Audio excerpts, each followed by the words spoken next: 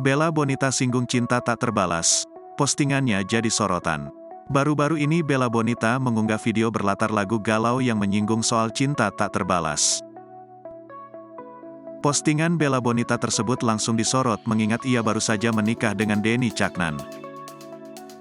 Bella Bonita langsung dituding sedang galau oleh warganet.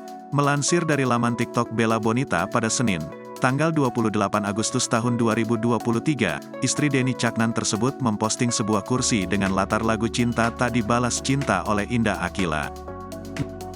Namun, Bella tak menuliskan keterangan apapun pada video tersebut. Padahal, rumah tangga Bella dan Denny yang diunggah di media sosial begitu mesra. Sontak postingan tersebut menimbulkan tanda tanya. Apalagi Bella pertama kali memposting lagu galau setelah menikah dengan sang suami. Warganet berasumsi cinta perempuan 24 tahun tersebut tak terbalas.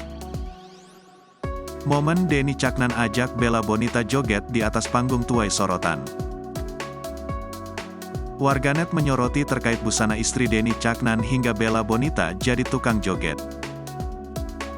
Tampaknya pasangan Denny Caknan dan Bella Bonita tidak pernah lepas dari sorotan publik setelah keduanya menikah.